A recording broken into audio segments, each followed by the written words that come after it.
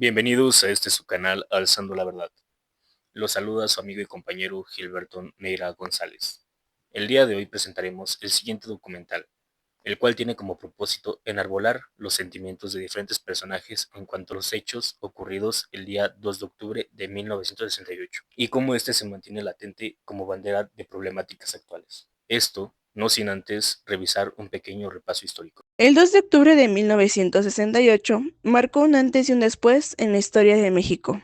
En un contexto internacional convulso y en medio de protestas juveniles en distintas partes del mundo, los estudiantes mexicanos organizaron un movimiento que exigía democracia, libertades civiles y el fin de una represión estatal. Desde julio de ese año, tras enfrentamientos entre cuerpos de seguridad y alumnos de la UNAM y del IPN, se conformó el Consejo Nacional de Huelga, que convoca marchas y mítines para dar voz a la inconformidad social. La tarde del 2 de octubre, en la Plaza de las Tres Culturas de Tlatelolco, miles de personas, no solo estudiantes, también vecinos, clase obrera y familias, se reunieron pacíficamente.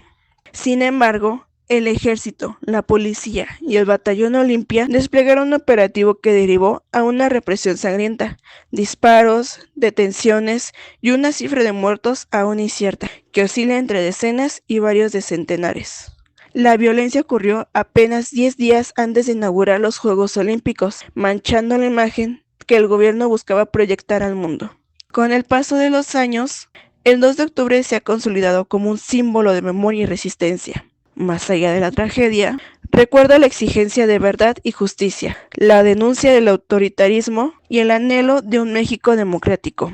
El grito, 2 de octubre no se olvida, honra a quienes perdieron la vida en Tlatelolco y mantiene viva la conciencia colectiva de que la dignidad y los derechos no se negocian ni se silencian.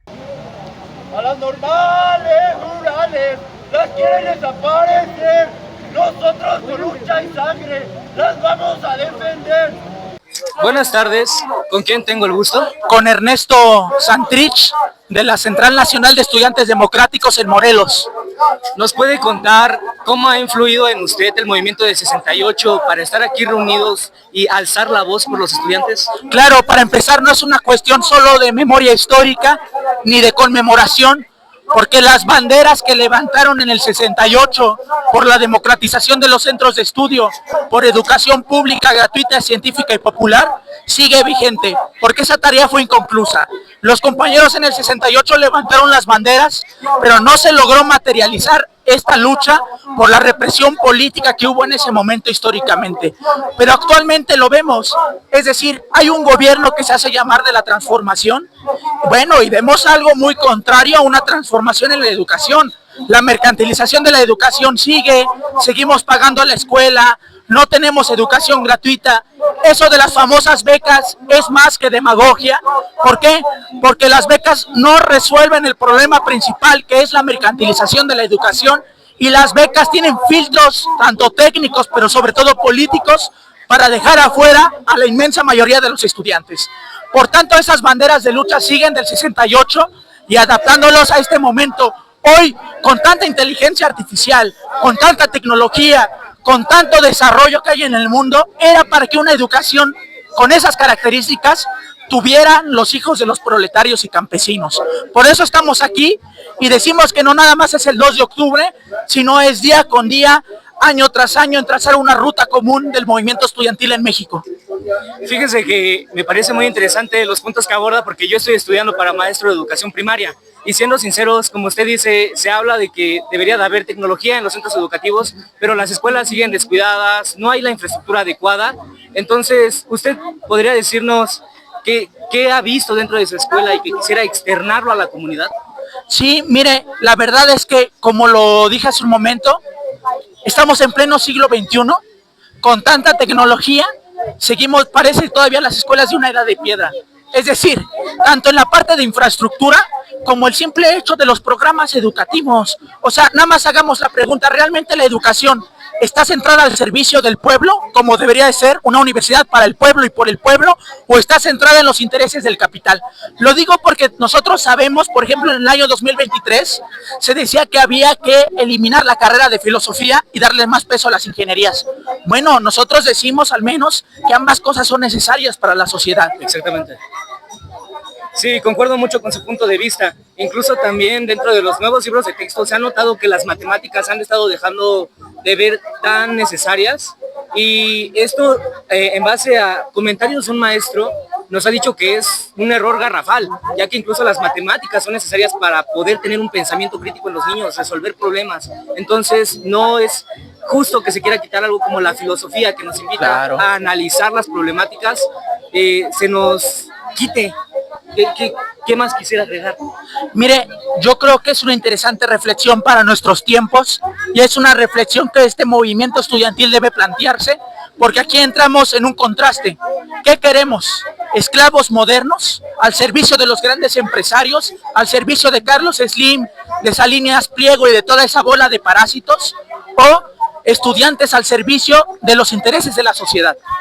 Esa es la disyuntiva aquí, y por tanto llegamos a conclusiones que el gobierno, llámese Morena o llámese PRI-PAN, van hacia un enfoque al servicio de los intereses de los grandes empresarios y no a los intereses de las necesidades del pueblo, como es una salud digna, como es una vivienda digna, como es, por ejemplo, el problema de la gentrificación acá en la Ciudad de México. Con tantos ingenieros, con tanto conocimiento, ¿dónde se está empleando ese conocimiento al servicio de la sociedad? En ningún lado, concuerdo completamente con usted. En la localidad donde yo vivo, las calles constantemente se inundan. Recientemente hubo un problema en donde incluso en los propios cerros muchas personas se inundaron sus casas, perdieron sus colchones, y lo único que se está hablando es decir, vamos a dar una ayuda de 8,000 pesos, pero eso no subsana todos los errores que hay dentro de la urbanización en esas zonas. Correcto, porque volvemos al fundamento del problema. ¿En manos de quién está el poder?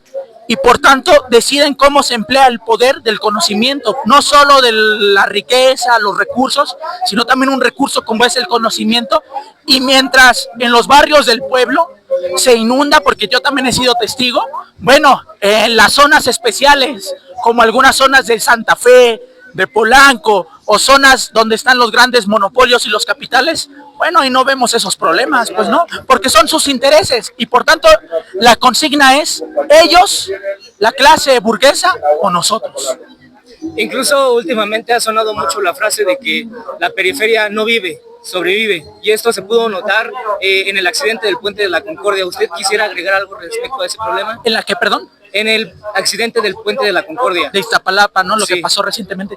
Para empezar a externar toda nuestra solidaridad a las familias, y tanto en eso como en la caída de la línea del metro, como en otros accidentes que han pasado, como en la pandemia, la mayoría de los muertos son de la clase obrera, son de nuestra clase, y nosotros somos los que sufrimos todas estas problemáticas, mientras ahí en sus nubes la clase burguesa está riéndose de nosotros, porque aquí entra el debate, no, que la culpa fue del chofer, o que la culpa fue de esa empresa, y la culpa es de la falta de la planificación que hay en las ciudades.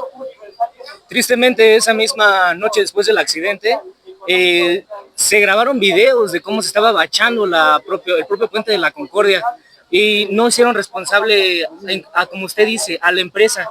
Querían esperar a que el chofer se recuperara para enjuiciarlo por homicidio culposo. Es horrible cómo la clase trabajadora, como usted bien lo dice, es la más señalada en estos problemas, que en sí el conductor ya había señalado fallas y muchas cosas y no se le hizo caso. Correcto, y mire, y ese es un buen ejemplo, pero también, por ejemplo, en la pandemia, sus ganancias no pararon. Por ejemplo, Salinas Pliego dejó de cobrar. No, ahí tenía también seguía cobrando, en lugar de que congelara las deudas, esperáramos que pasara la pandemia, siguió cobrando, y los muertos fueron de los trabajadores que seguían trabajando, operando, mientras se tenían que sacrificar en la pandemia, en esa emergencia sanitaria histórica, y eso como un ejemplo. Pero el vivo ejemplo de Iztapalapa o de la línea del metro cuando cae, ¿quién diseñó esa línea del metro? Carlos Slim. O sea, volvemos al mismo problema fundamental de esta sociedad. ¿En manos de quién está el poder? cómo se distribuye, y la mayoría de los muertos seguiremos siendo nosotros hasta que no haya un gobierno distinto, un gobierno obrero, popular, con intereses de clase, de nuestra clase, no la de una minoría parasitaria.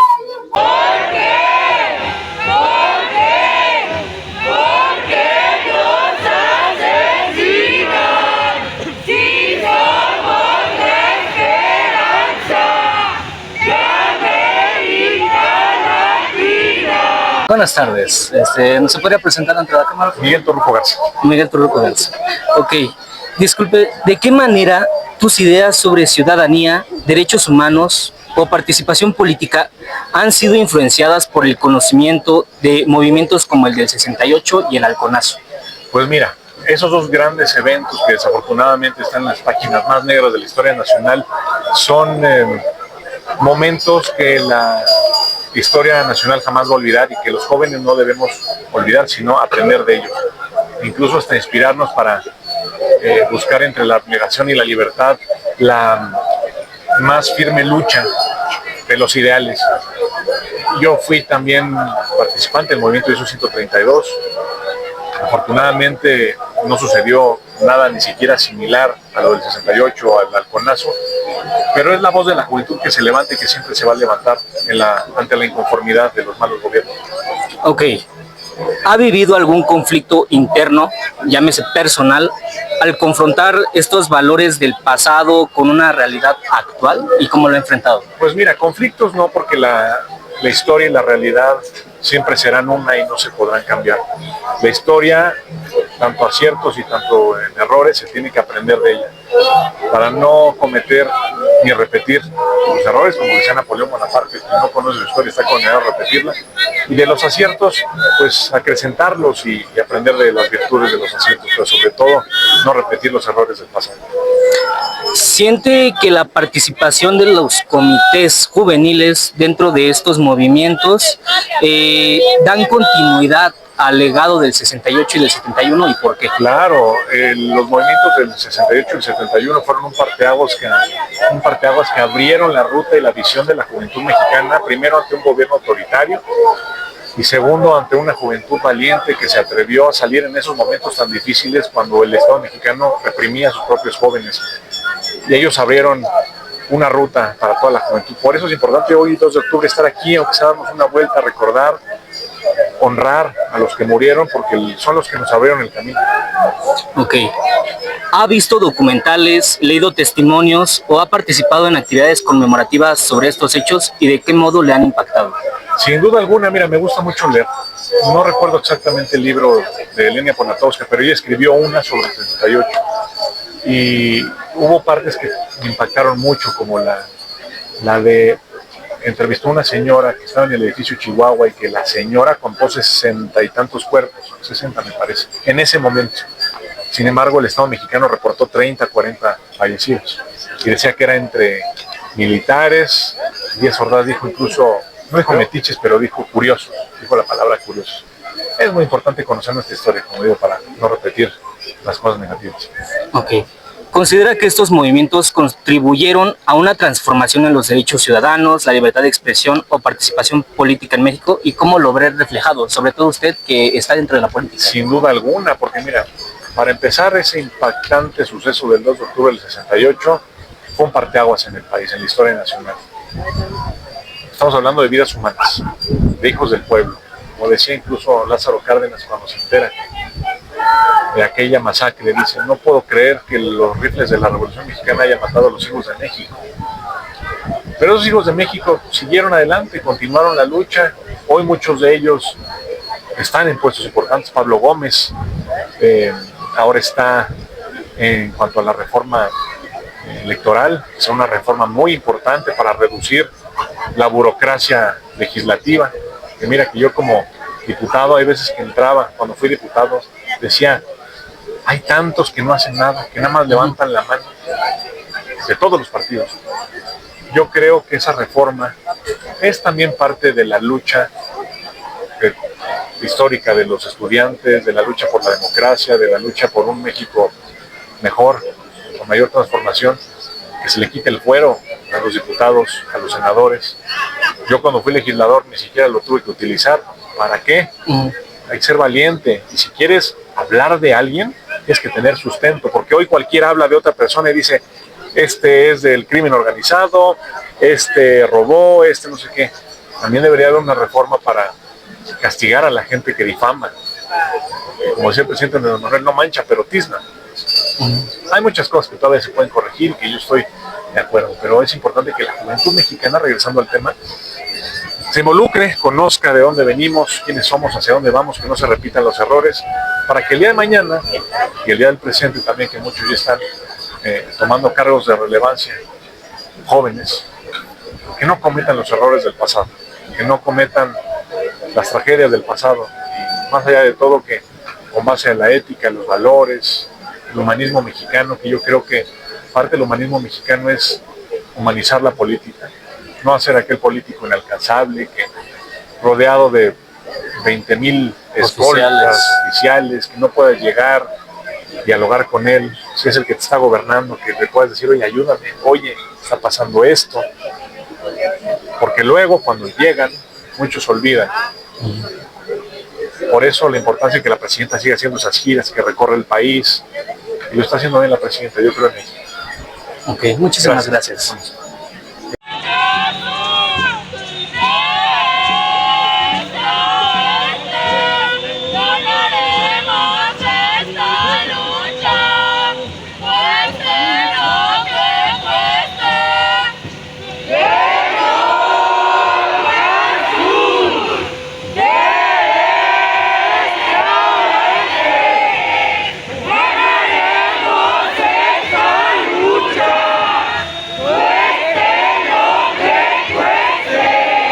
¿Qué tal? Buenas tardes, estoy aquí con Gilberto, soy Manuel Narro, estamos presentes mediante la Coordinadora Nacional Juvenil, formamos parte de esta organización y pues acá estamos para dar la lucha y para estar presentes en los temas y movimientos que forman parte también ahora dentro de los jóvenes y que se ha dejado un legado desde hace muchos años, empezando desde el movimiento de 1968.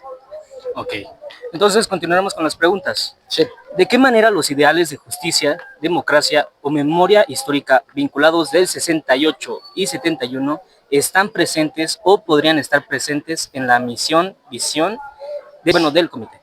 Pues creemos que pues al final de cuentas la misma organización se ha visto un poco más, o hemos buscado sobre todo este valor de la democracia a fin de que todos tengamos un mismo voz y voto dentro de las tomas de decisiones, dentro de las acciones, los planes de acción también que implementamos dentro de la organización mediante diferentes comités. Asimismo buscamos implementar también la justicia a fin de que si un compañero o una compañera no se siente a gusto o demanda algún tipo de sanción, alguna actitud o alguna acción malintencionada, buscamos que se sienta justicia, porque para empezar, ¿qué es la justicia? La justicia es darle a cada quien lo que le corresponde. En ese sentido, lo que buscamos es que se sientan correspondidos y tengan un ambiente muy empático entre ellos mismos. Ok. ¿Qué valores inspirados en los movimientos del 68 y del Alponazo consideras esenciales para guiar la acción de un comité juvenil? Yo creo que sobre todo la igualdad, la libertad también de expresión y sobre todo también pues el apoyo mutuo creo que es un valor muy importante a fin de que todos nos sintamos identificados, que nos sintamos unidos dentro de la organización y que también se sientan escuchados. Creo que eso es algo muy importante para que tengamos el compromiso y la confianza de seguir avanzando en los proyectos y acciones a favor de la juventud. Ok. En el comité se han discutido explícitamente estos valores, como lo podría ser la solidaridad, la resistencia, la dignidad, la memoria, y cómo se traducen en las acciones que buscan implementar. Sí se ha platicado sobre todo en tema de solidaridad, teniendo una anécdota que me gustaría compartirte. Pues hemos tenido también eventos con otras organizaciones juveniles y en ese punto hemos sido solidarios a fin de buscar que nuestros mismos compañeros no se sientan solos, porque hemos sido objetivo de ataques de otras organizaciones que han podido que pueden llegar a violentar a nuestros compañeros. Entonces buscamos ser solidarios para que no se sientan mal, no tengan algún tipo de acción, de un sentimiento mal, emocional también. Y de igual forma creo que también hemos hablado mucho de la igualdad de género. También buscamos pues, que las mismas compañeras darles su lugar dentro de la historia, donde siempre se han merecido, y buscamos también que ellas participen, que ellas dialoguen, buscar que también ellas formen parte de este gran movimiento, y sobre todo que pues la verdad que haya más mujeres y hombres, sinceramente, porque pues creo que hemos dejado un poco atrás la posición de mujeres dentro de las acciones a favor de, no solo de los jóvenes, a favor de todo México en distintas materias. Ok.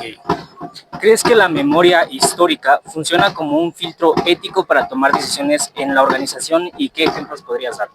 Sí, yo creo que la memoria histórica es muy importante porque es aprender del pasado. ¿Para qué? Para no repetir los mismos errores que ya se generaron anteriormente. Entonces es importante como aprendizaje, como conocimiento para saber, para aprender de ello y no cometer esos errores. Un ejemplo puede llegar a ser, por ejemplo, pues yo creo que la misma violencia, o sea, por ejemplo, en el movimiento del 68 solamente hubo demasiada violencia exagerada. Entonces se aprende a que, si bien es importante marchar, creo, y movilizarse y alzar la voz para los derechos de las y los jóvenes, creo que también el mismo gobierno aprendió que no es necesaria la violencia para poder llegar a ciertos acuerdos. Igual nosotros es importante alzar la voz, pero también no de forma violenta, sino buscamos el diálogo, buscamos el acuerdo mutuo, y si bien nos movilizamos y alzamos la voz, tratamos de hacerlo de la forma más pacífica posible.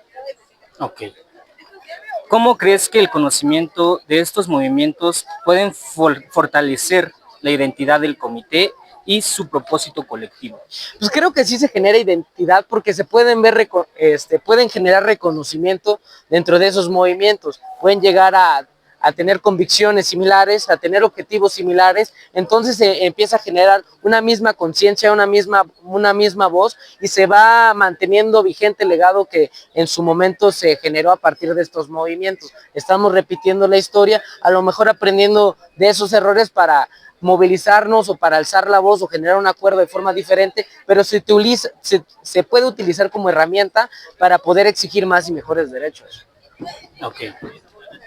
¿De qué manera las ideas sobre ciudadanía, derechos humanos o participación política han sido influenciadas por el conocimiento de estos movimientos? Pues creo que sí han sido influenciados de una manera muy importante porque porque al final de cuentas es lo que hace que nosotros podamos generar este tipo de identidad. Son derechos que se han ido mejorando a lo largo de la historia, pero que nacieron esta exigencia a partir de estos movimientos. Es lo que genera un México más desarrollado, más evolucionado. Los mismos derechos van desarrollándose, van evolucionándose, y pues igual a partir de estos movimientos se van reconociendo a sí mismo otras necesidades que también son importantes para las y los jóvenes actualmente. Y por eso es importante, porque también es muy fundamental reconocer el contexto histórico actual para poder exigir más y mejores derechos. Okay. ¿Has vivido algún conflicto interno o personal al confrontar valores del pasado con la realidad actual y cómo se han resuelto? Creo que sí, porque igual creo que pues, la sociedad va evolucionando y va cambiando. Entonces, asimismo, pues los valores que se tenían anteriormente se van también desarrollando en la actualidad. Entonces va cambiando mucho el desarrollo de la persona. Entonces lo que yo pienso es que, si bien es cierto, son importantes, pero también existen nuevos valores que no estamos acostumbrados a verlos, y que ahora es importante ese reconocimiento para estos nuevos valores, para estas nuevas virtudes, y lo que podemos hacer es reconocerlos, mejorarlos y poderlos adaptando al contexto histórico actual. ¿Sientes que participar en un comité le da continuidad a estas luchas que influenciaron las generaciones de 68? Sí, creo que se genera continuidad porque se va manteniendo el legado, se va manteniendo esta herencia que se generó, de esta responsabilidad que se generó en el pasado. Y lo que se está haciendo es esa responsabilidad heredada se está buscando también implementar durante el presente, pidiendo mejores derechos, mejores espacios, alzar la voz por algún tipo de injusticia. Se va buscando la mejora social y la mejora, pues, de un mejor México, de una mejor sociedad y que beneficie a todas y todos. ¿Alguna experiencia concreta en tu vida diaria sientes que se ha consolidado con los ideales de 68? ¿Colisionan con tu entorno? Pues yo creo que sí, o sea, sobre todo el tema de la conciencia juvenil, de la unión de voces para buscar un propósito en común. Creo que eso fue un legado que se generó durante, no solo en el 68, sino en el tema de varios movimientos, y creo que actualmente pues se vive esta conciencia diaria en la cual lo que hacemos es buscar que los jóvenes se sientan escuchados y que podamos buscar cumplir estos objetivos y estos intereses que ellos tienen actualmente, ¿no? Ok, y ya para finalizar, ¿has sentido que el conocimiento del pasado le da legitimidad moral a tu actuar del día de hoy? Yo creo que sí, porque pues, como te comentaba, como vas aprendiendo y vas adquiriendo conocimientos del pasado, sirve como herramienta para poder tomar decisiones, para tener un plan de acción, una ruta de trabajo a favor y con los jóvenes, con las y los jóvenes, y creo que sirve como herramienta para esta toma de decisiones y para unir conciencias por un mismo propósito. Ok, sería todo. Muchas Muchas gracias. gracias, Gilberto. Como se pudo notar, a lo largo del documental se abordó la importancia de los sucesos del 2 de octubre de 1968. A su vez, dichos acontecimientos fueron la viva muestra de lo que puede llegar a ser capaz el gobierno si no se le pone un límite. Por eso, como población, y como lo mencionó Torruco Garza, debemos levantar la voz a la inconformidad de los malos gobiernos. Con ello, hay que hacer hincapié en que debemos dejar nuestra semilla de lucha para que estos problemas y abusos de poder no se repitan. Hacer conciencia para demostrar la unidad de nuestra nación mexicana, honrando a nuestros hermanos y hermanas que nos arrebataron impunemente. Sigamos de pie ante la adversidad, sigamos de frente para que las peticiones hechas en el 68 se cumplan, pues aún existe el cuerpo de granaderos. No ignoremos las ideas aquí expresadas, como las de Ernesto Santrich, quien aboga por nuestra clase trabajadora, ni de Manuel Narro, quien con ayuda de la CONAJUVE buscan fomentar la libertad de expresión, la pluralidad, la solidaridad y la equidad. Sin más, me queda agradecerles por haber prestado unas cuantas horas de su tiempo y brindar la atención debida a este documental hecho por y para ustedes.